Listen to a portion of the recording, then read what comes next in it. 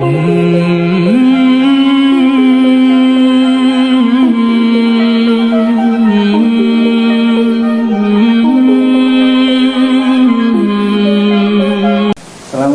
warahmatullahi wabarakatuh.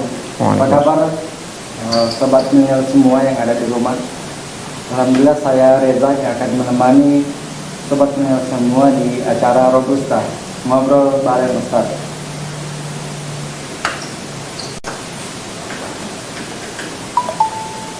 Alhamdulillah sobat milenial semua, pada kesempatan yang berbahagia ini seperti biasa kita akan mengangkat tema-tema yang menarik, yaitu terkait dengan pada sore hari ini kita akan membahas terkait memahami bid'ah dengan benar. Nah, sekarang saya sudah bersama pemateri kita dengan Ustaz kita, yaitu Ustaz Robi. Assalamualaikum Ustaz. Waalaikumsalam warahmatullahi wabarakatuh.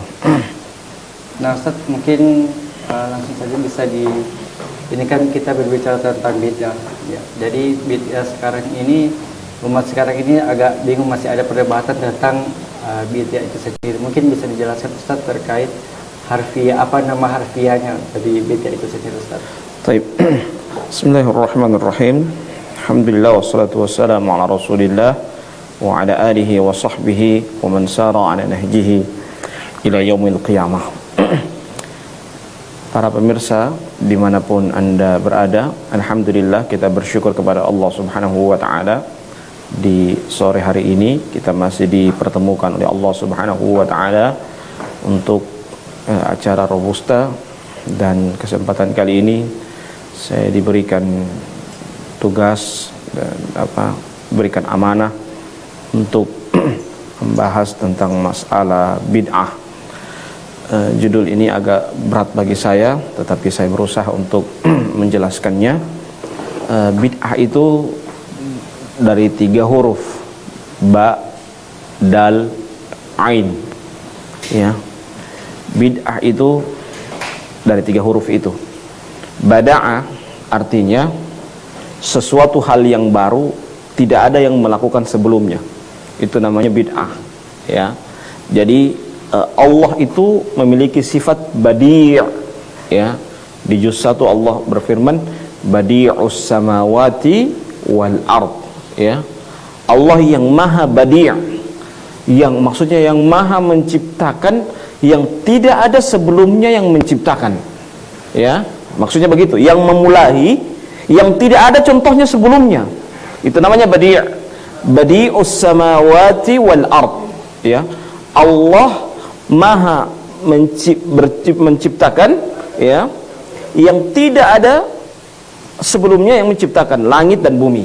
Makanya dinamakan dengan badi', ya. Jadi kalau seorang itu dikatakan badi'us samawati wal ard, berarti ya tidak ada yang, jadi kalau misalnya Allah maha badi', jadi kalau dikatakan itu bid'ah, berarti tidak ada orang yang melakukan sebelumnya, tidak ada contoh sebelumnya, sehingga dianggap barulah dia. Itu namanya dikatakan dengan bid'ah. Nah, Allahu a'lam bishawab. Nah, terus Ustaz, ada pertanyaan dari teman-teman semua. Apakah terminologi bid'ah ini merupakan produk dari fikih kajian ataupun fikih akidah? Baik.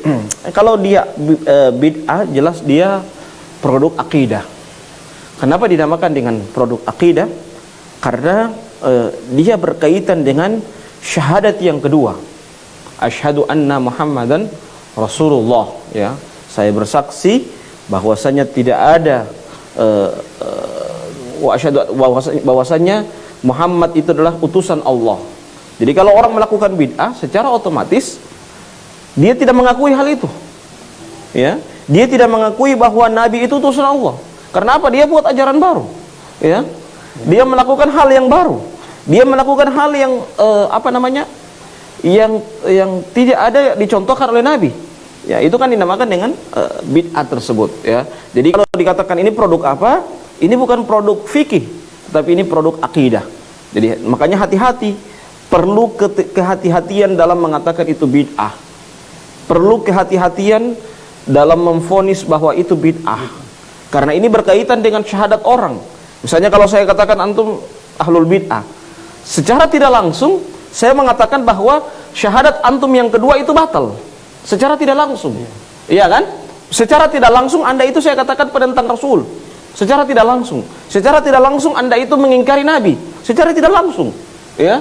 Makanya hati-hati mengatakan seseorang itu ahlul bid'ah, mengatakan orang itu bid'ah, itu butuh nalar yang panjang, butuh referensi yang banyak, butuh analisa yang cukup detail, ya, sehingga kehati-hatian ketika terdapat ada pada diri seseorang, orang tidak berani mengatakan orang lain ahlul bid'ah. Saya contohkan tadi, ketika saya katakan antum melakukan bid'ah, berarti sama halnya saya katakan antum itu tidak cinta Nabi, sama halnya Anda itu tidak ikut Nabi, sama halnya antum itu syahadat yang kedua antum batal.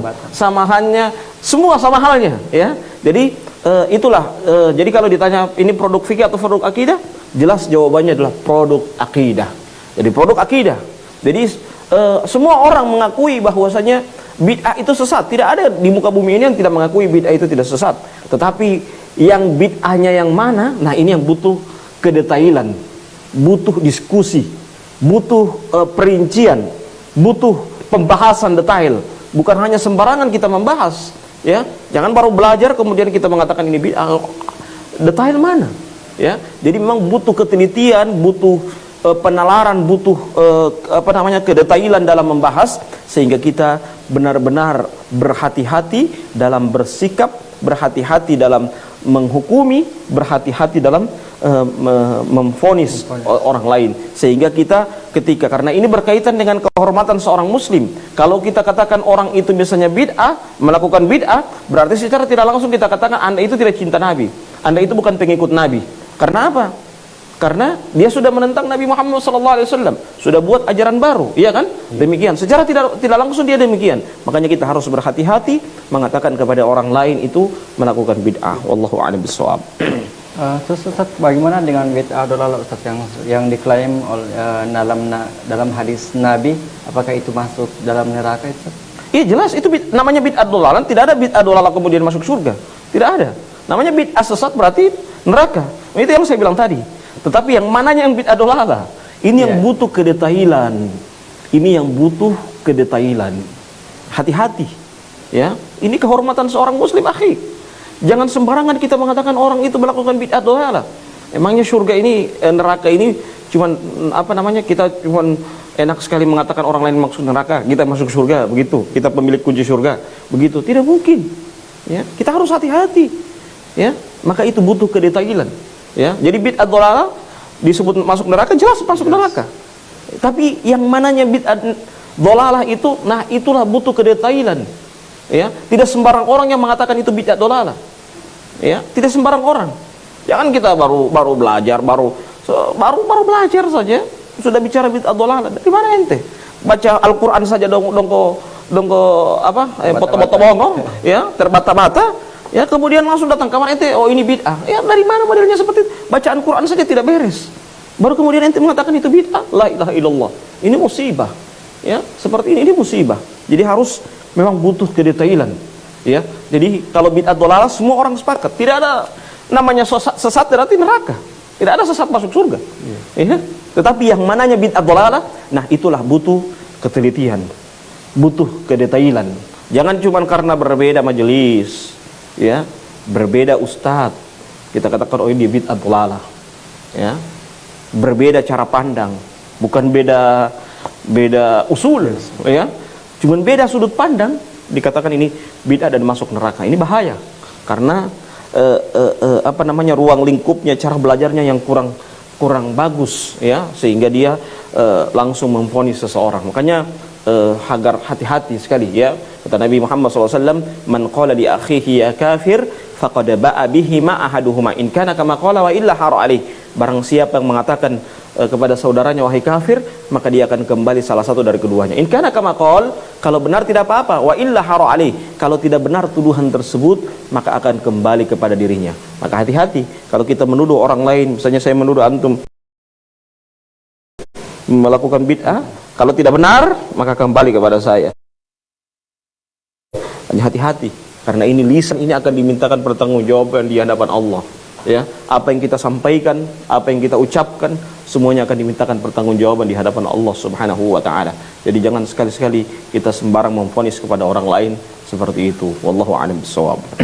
Nah terus Ustaz, kan ini bid'ah itu kan ada dua, bid'ah dolalah dengan bid'ah hasanah. Ya, mungkin bisa dijelaskan Ustaz apa itu bid'ah? Iya, bid'ah hasanah itu makanya itu pembagian ulama selain dari mazhab Hambali. Ulama Syafi'iyah ada namanya bid'ah hasanah. Sebagian ada juga yang mengistilahkan bukan bid'ah hasanah, tapi bid'ah mahmudah. Ya, bid'ah yang terpuji. Ya, bid'ah yang mendapatkan pujian. Ya, dengan istilah seperti ini. Nah, ini tidak apa namanya? Seperti perayaan-perayaan Maulid Nabi, itu masuk bid'ah mahmudah sebagaimana dijelaskan oleh Ibnu Hajar Al-Asqalani dalam kitabnya Fathul Bari, ya. Maka ini apa namanya? Ini istilah saja, dan istilah seperti ini membutuhkan kepada kita apa namanya? Kedewasaan, dan membutuhkan kepada kita memang namanya juga perbedaan pendapat dan diskusi yang panjang.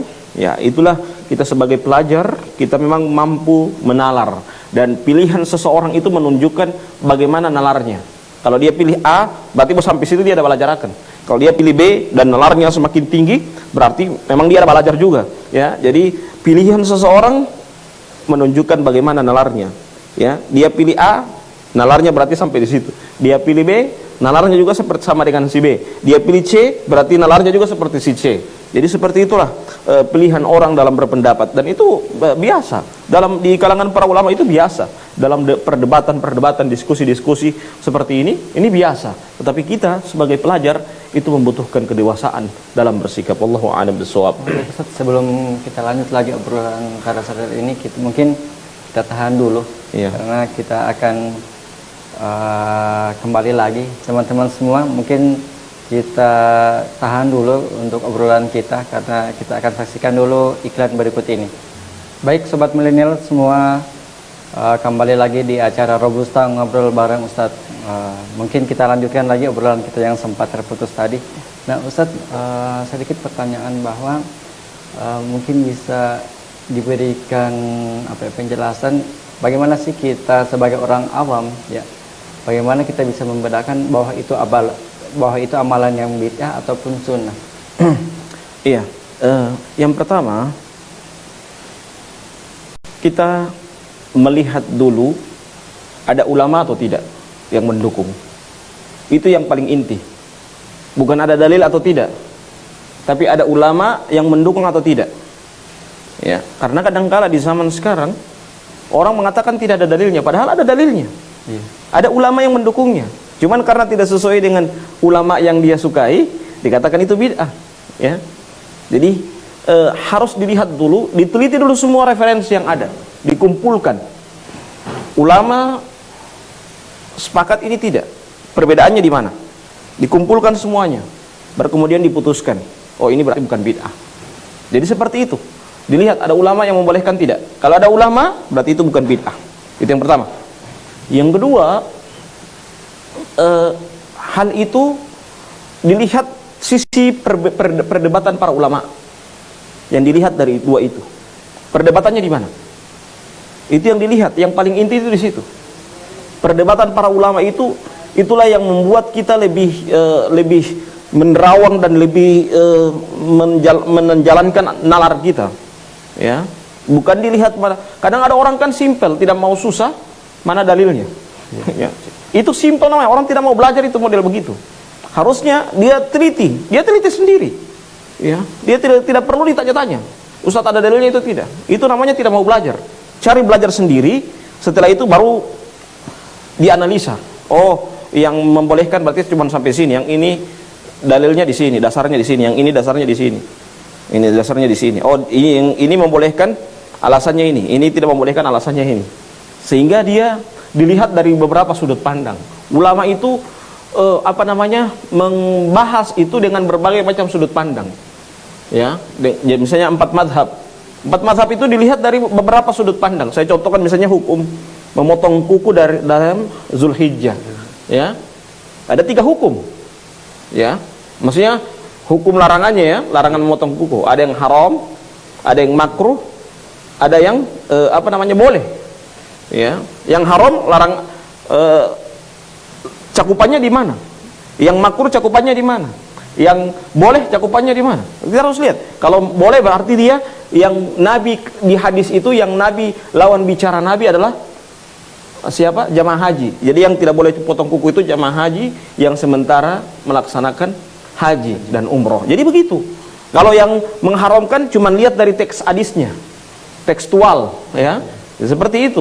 Fala ya'khudna adfarihinna wa sya'rihinna. Jangan kamu mengambil, memotong kuku dan memotong rambut, ya. Dilihat dari teksnya. Jadi begitu cara melihat dalil-dalil dari masing-masing perbedaan pendapat di kalangan para ulama. Sehingga kalau kita melihat mana ini sunnah, mana ini bid'ah, kita harus lihat. Bukan langsung cuma satu pendapat saja selesai. Oh cukup, sudah. Tidak. Kita lihat mana pendapat yang lain, mana pendapat yang lain. 4 mazhab sepakat bagaimana? Ya, yang disepakati di mana? Mereka berbedanya di mana? Perdebatannya di mana? Sehingga kita akan tahu, oh ini benar-benar sunnah. Oh ini sunnah menurut dia, tetapi juga kadang sunnah batasnya cuma sampai di sini menurut dia, yang sisanya bid'ah. Jadi begitu. Kita melihat perdebatan-perdebatan itu, sehingga kita benar-benar melihatnya dengan nalar yang cerdas, ya, nalar yang bagus dalam bersikap, dan sehingga juga kita menyikapi juga dengan cara yang baik. Wallahu a'lam bishawab. Tapi bagaimana Ustaz kalau misalnya orang mendapati orang-orang seperti itu yang ketika diberikan penjelasan dia mengatakan dalilnya, mana dalilnya itu? Bagaimana kita menegakkan? Kita paparkan ini dalil kita. Ya, ini dalil kita. Kalau tidak diterima Ustaz? Ketika tidak diterima. Itu urusan dia. Tapi bilang dalil kamu saya sudah yakini dulu. Ya. Saya begitu. Kalau orang bilang, "Oh, ini bukan dalilnya lemah." Iya menurut ente. Tapi menurut saya ini sahih. Ya. Menurut saya sahih. Jadi seperti itu. Dalil yang kau yakini sekarang, saya yakini dulu. Sekarang saya sudah lebih banyak referensi saya. Sehingga saya melihat dari beberapa sudut pandang, dan saya tidak saya sangat berhati-hati. Ya. Kadang-kala orang ketika melihat dari beberapa sudut pandang dibilang kata mencari kemudahan. Ya. Tasahul, ya, tetap rukhs, ya, mencari-cari kemudahan, ya, akhirnya dituduh zindik, faqad tazandaq. Ini kan orang tidak paham, padahal itu saking hati-hatinya orang mengambil pendapat, ya, saking hati-hatinya seseorang itu memutuskan. Begitu orang bijak itu begitu, tidak langsung mengambil keputusan. Ketika dia dapat pendapat, oh belum final ini, ya, masih ada pendapat yang lain. Mana pendapat yang lain? Mana pendapat yang lain? Semua pendapat dikumpulkan, dan alasan dia memilih pendapat itu dicari juga. Ya, bukan cuma langsung satu pendapat, oh selesai, final, selesai, vonis sudah.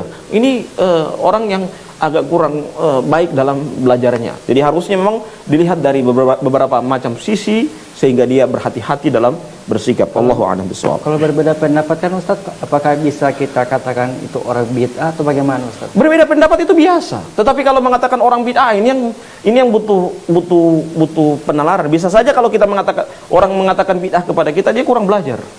Ya, kurang referensinya. Ya. Atau bisa saja bid'ah benaran. Jadi ada dua kemungkinan. Kemungkinan yang pertama bid'ah benaran, kemungkinan yang kedua kurang referensinya. Jadi pilih yang mana? Jadi orang itu mau nuduh kita bid'ah misalnya, cuman tidak lari dari dua itu, ya, kurang referensinya, atau yang kedua, dia memang benar-benar kita melakukan bid'ah. Jadi dua hal itu. Allahu a'lam bishawab. Nah Ustaz, ini ada pertanyaan dari sobat milenial di rumah. Ada hal cukup membuat tidak nyaman ketika ada kebiasaan-kebiasaan yang sudah umum. Contohnya seperti tapi dianggap bid'ah Ustaz. Contohnya berdoa bersama dan bersalaman. Adakah pandangan yang lebih adil tentang perkara itu Ustaz? Iya, kalau itu kan memang berdoa bersama memang dalilnya sudah ada, jelas. Pendapat ulama juga sudah jelas, ya.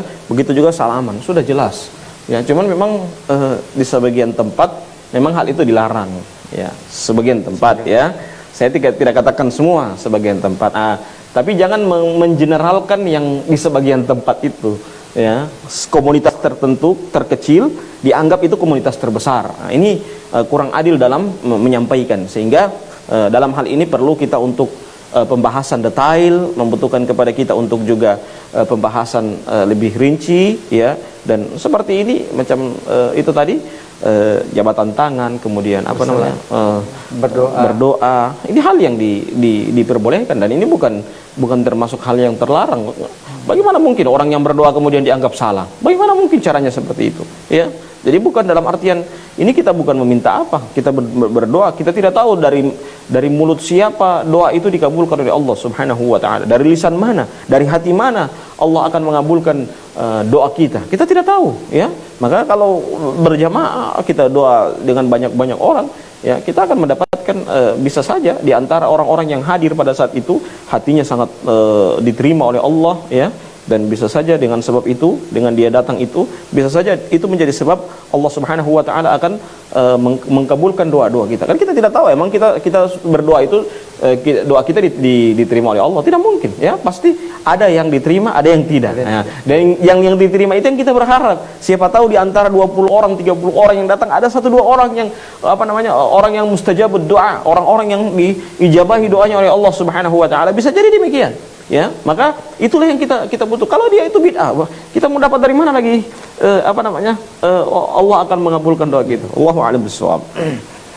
Terkait Maulid Nabi, Ustaz, kebanyakan ada beberapa kelompok yang mengatakan Maulid Nabi itu bid'ah. Mungkin bisa dilihat seperti apa itu? Ini yang dibid'ahkan ini sebenarnya ini tidak bid'ah, ya. Yang dipermasalahkan ini teknisnya. Teknis itu teknis. Ya, jadi teknis itu kan kalau di zaman para ulama dulu, ulama Syafi'i, ya, mereka membaca kitab Syama'ilul Muhammadiyah, ya. Kitab Syama'ilul Muhammadiyah karya Imam At-Tirmidzi. Kita sekarang sudah dikonversi, ya, dirubah menjadi dikili. Cuman beda, kalau Syama'ilul Muhammadiyah dia bahasa Arab, ya.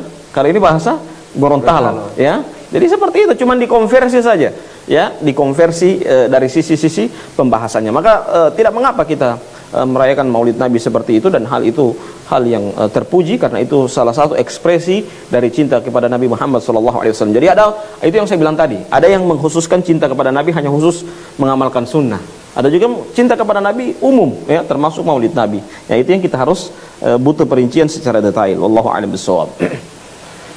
Satu lagi Ustaz, ada pertanyaan lagi dari sobat milenial yang ada di rumah.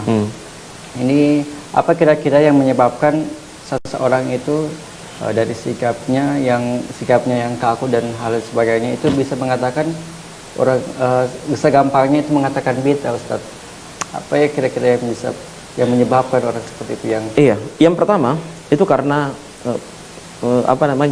kurang dia belajar. Dia hanya terlalu manja dalam belajar. Dia bergantung kepada gurunya, ya. Dia merasa final itu dengan gurunya. Dia tidak meneliti, ya, sehingga dia terlalu manja, ya, sehingga dia juga mudah mengatakan orang lain itu bid'ah karena dia manja dengan gurunya. Maunya apa yang dikatakan oleh gurunya itu sudah final, tidak perlu diteliti lagi, ya. Itu namanya manja dalam belajar. Yang kedua, sistem dia belajar tidak sistematis, ya. Datang ke kajian cuma 1-2 kali, hilang lagi. Nanti 1 bulan kemudian baru muncul lagi, ya. Tidak sistematis. Akhirnya ya itu cara belajar juga begitu. Cara bersikap juga begitu. Karena apa? Belajarnya tidak sistematis. Coba seandainya dia belajar sistematis, habis kitab ini, dari kitab rendah dulu, dari kitab ini kemudian pindah selanjutnya, dari kitab ini selanjutnya, pakai referensi penjelasan syarah yang banyak, dia akan pasti bijak. Oh jangan, ini banyak pendapat, oh ini hati-hati akhi, ya pasti seperti itu. Karena apa? Karena banyak referensinya. Tapi kalau dia cuma terpaku 1 buku saja, cuma matan saja, dia pahami sendiri, yang mensyarah lagi gurunya, ya, gurunya juga belum pernah khatam kitab misalnya, ya, jadi pasti sikapnya juga agak terlalu kaku, ya, dalam bersikap. Ya, inilah butuh kedetailan, dan itulah kadang seorang ketika dia bersikap seperti ini, dia tidak detail dalam bersikap, tidak bijak dalam bersikap, karena cara dia membahas juga demikian. Kalau dia cara pembahasannya detail, cara dia menghukumi juga detail, ya, tidak berhati-hati sekali dalam bersikap, pasti dia akan berhati-hati juga dalam menyimpulkan, ya, karena orangnya belajar. Kalau orang belajar itu tunggu dulu, ini ulama ini bagaimana, ini ulama ini bagaimana, ulama ini bagaimana, pendapat ini bagaimana, dalilnya apa, ini pendapat kedua bagaimana dalilnya, bagaimana pendapat ketiga, alasan dia memilih dalil ini bagaimana, itu begitu di checklist selesai, ya, sehingga dia hati-hati, ya, itu. Jadi kemudian yang berikutnya dia belajarnya tidak rajin, dia malas belajar. Kalau orang yang cepat belajar dan waktunya memang terikat dengan ilmu, pasti dia hati-hati, pasti hati-hati. Karena apa? hidupnya dengan ilmu, ya. Segala sesuatu dalam kehidupannya, satu hari dia belajar 4 jam, selesai itu hidup, ya.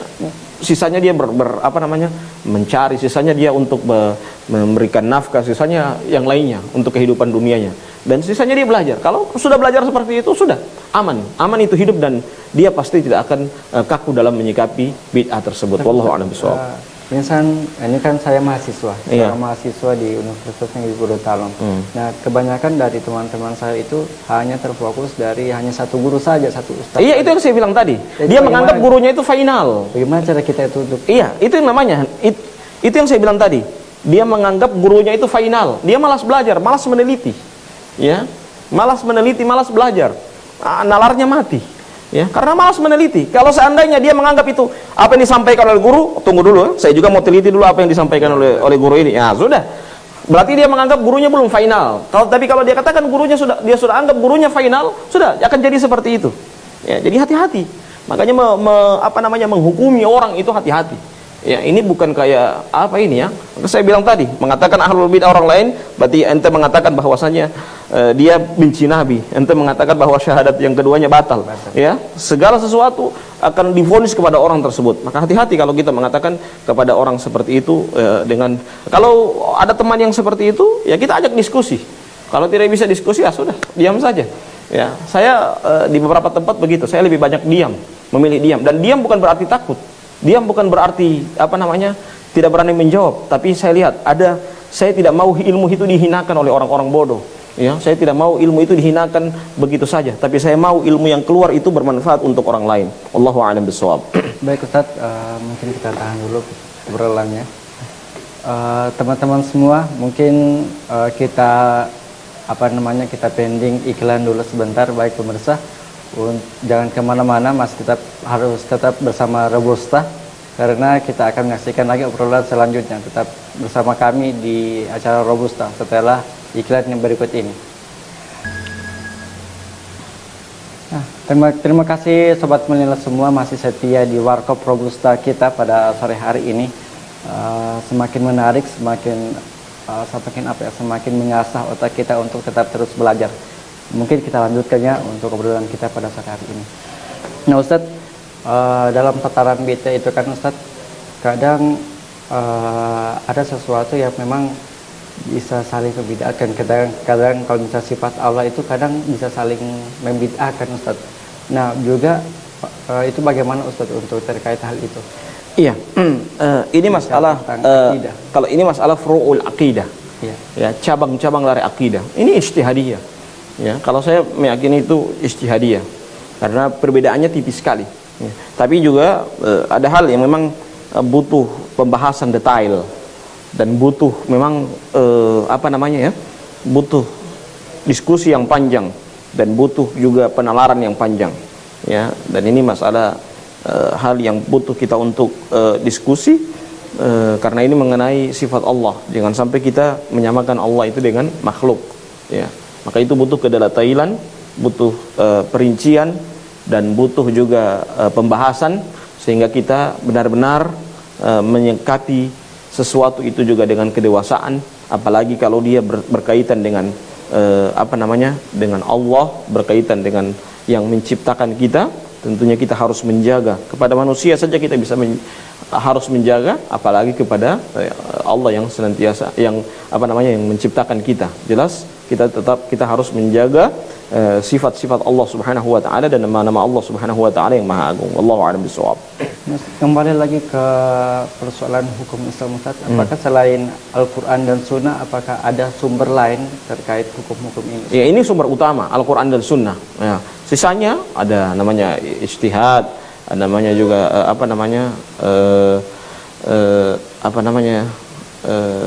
qiyas, ada namanya juga maslahatul mursalah, ya, ada juga hukum-hukum yang lain, ya. Jadi itu contoh-contoh, ada juga perkataan sahabat, ya, itu menjadi hukum, ya. Jadi hukum-hukum itu bukan hanya saja tapi itu inti, ya. Quran dan Sunnah itu adalah masdar, ya, sumber inti dari hukum Islam. Itu yang pujakan awal. Kalau tidak ada dua itu, jangan langsung final, ya. Lihat lagi hukum setelahnya, ya.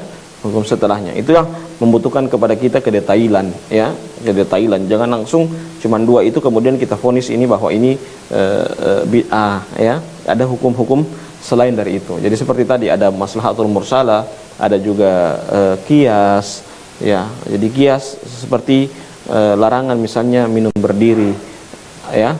Ya, maksudnya larangan makan berdiri. Kan tidak ada di dalil itu makan berdiri, ya. Larangan misalnya narkoba, tidak ada di dalil itu. Tidak ada disebutkan narkoba itu di dalil, tidak ada, ya. Tidak ada juga zakat fitrah dengan apa namanya, dengan uang, ya. Tidak ada di dalil seperti itu, ya. Tetapi apakah itu bid'ah? Tidak semua yang tidak ada dalilnya itu bid'ah, ya. Jadi ada hukum-hukum selain dari Al-Quran dan Sunnah Nabi Muhammad SAW. Allahu a'lam bishawab. Nah, Ustaz, ada pertanyaan dari sobat milenial yang ada di rumah. Bagaimana kiat-kiat kita sebagai kalangan awam itu untuk belajar agar tidak terjebak dalam pembelajaran yang radikal, Ustaz, agar tidak saling membid'ah-bid'ahkan, Ustaz? Iya, yang pertama sebelum belajar nalar kita harus dibuka, ya. Nalar kita harus dibuka, analisanya dibuka. Kita belajar misalnya kepada si A itu bukan final. Itu cara belajar. Yang kedua, kita juga harus melihat bagaimana cara belajar yang benar. Urutan belajarnya itu seperti itu, ya. Yang ketiga, kita harus melihat berapa syarah. Misalnya satu kitab ini, ya, ada berapa syarahnya, kita kumpulkan semuanya. Begitu cara belajar. Ya. Kalau sudah seperti itu modelnya cara belajar, insya Allah aman ini sikap, ya. Aman, ya. Cara menyikapinya aman, ya. Karena apa? Karena cara belajarnya dia bagus, taksili, ya, beruntun, ya, bertahap dari dasar, kemudian selanjutnya, ya sudah seperti itu, ya. Dia tidak mungkin orang baru lahir langsung dikasih belajar pangkat-pangkat, tidak mungkin. Pasti dia tambah-tambah dulu, naik ke kali-kali, kemudian ke pangkat, kan begitu. Ya, tidak mungkin langsung pangkat-pangkat, ya. Jelas dari mana itu pangkat, dari kali, dari mana itu kali, dari jumlah, iya kan begitu, ya. Itulah butuh penalaran dan butuh bertahap dalam belajar, dan belajar itu juga itulah yang membutuhkan kepada kita ilmu, dan ilmu itulah yang harus kita lebih dewasa dalam menyikapi berbagai macam pendapat di kalangan para ulama, sehingga kita kalau ingin belajar itu nalarnya dibuka, cari referensi yang memadai sesuai dengan tingkatan belajar yang sebenarnya, dan cari beberapa syarah semuanya. Kemudian berikutnya cari guru yang tepat untuk mengajarkan kepada kita. Guru yang tepat itu bukan mengajak kepada dirinya, bukan mengajak kepada pendapatnya, ya. Tetapi guru yang tepat itu adalah dia berani memaparkan seluruh pendapat. Itu guru yang tepat, ya. Oh, hukum ini begini, hukum misalnya potong kuku di bulan Zulhijjah. Oh, itu ada 3 pendapat. Kalau ada dia yang cuma bilang 1 pendapat, berarti itu dia tidak jujur, ya. Jadi kalau dia bilang oh hukumnya ada 3, ada haram, ada makruh, ada mubah, ya. Berarti itu orang yang jujur dalam mengajarkan. Tapi kalau bilang oh haram potong kuku kalau mbak kurban, oh berarti itu dia tidak jujur dalam memaparkan hukum, ya. Jadi seperti itu cara melihat orang itu yang pantas untuk kita ambil ilmunya ataupun tidak. Wallahu a'lam bishawab. Terus Ustaz, tadi kan terkait kiat-kiat ini, sekarang tentang ciri-ciri. Bagaimana kita mengetahui ciri-ciri yang harus kita waspadai agar tidak menyebabkan murid-murid kita ataupun anak-anak kita, teman-teman, iya, masuk dalam bid'ah. Iya, jadi seperti itu. Kita melihat, kita yang arahkan, sebagaimana yang saya sampaikan tadi. Kita lihat bagaimana cara memaparkannya. Kan kita bisa lihat dari ceramah-ceramahnya, kita lihat dari penyampaiannya. Kalau dia cara penyampaiannya bagus, dia paparkan semua hukum, dia paparkan juga masing-masing hukum itu dengan dalilnya, dia paparkan alasan kenapa itu ulama memilih dalil tersebut. Oh, masya Allah, ya. Dia itu bagaikan di lapangan yang sangat luas. Dia merasa ilmu itu luas sekali, ya. Karena apa? Karena memang dia mendapatkan hukum-hukum yang demikian. Tapi kalau dia memaparkan baru dapat satu hukum saja, oh ini haram, yang lain salah pendapat itu. Nah, itu bahaya seperti itu, ya.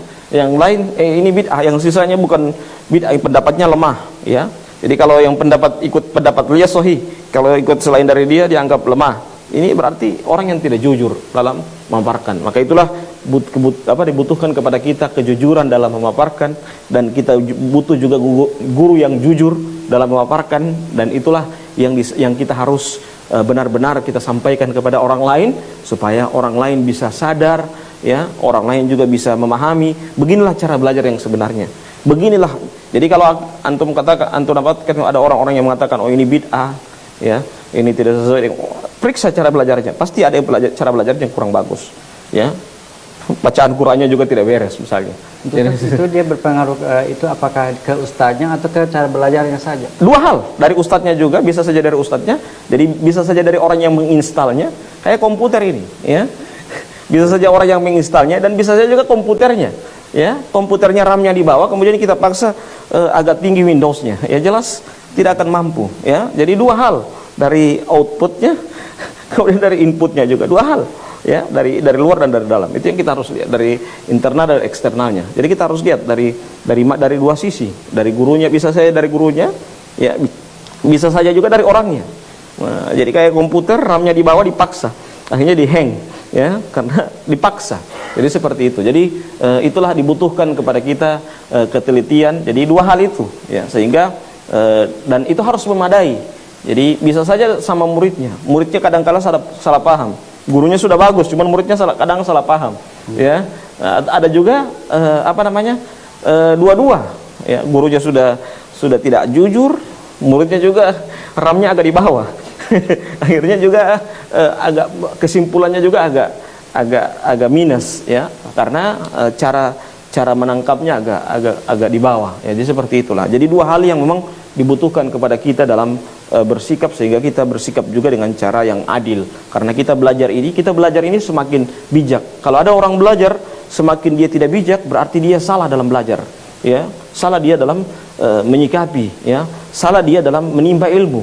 Bagaimana diteliti kembali, bagaimana cara belajarnya, kepada siapa dia belajar. Kalau dia ilmu itu membuat dia tidak bijak, ya. Jadi diteliti kembali bagaimana cara dia belajar dan kepada siapa dia belajar, sehingga membuat dia tidak bijak seperti itu. Wallahu a'lam bishawab. Kita yang belajar, Ustaz, tapi ya?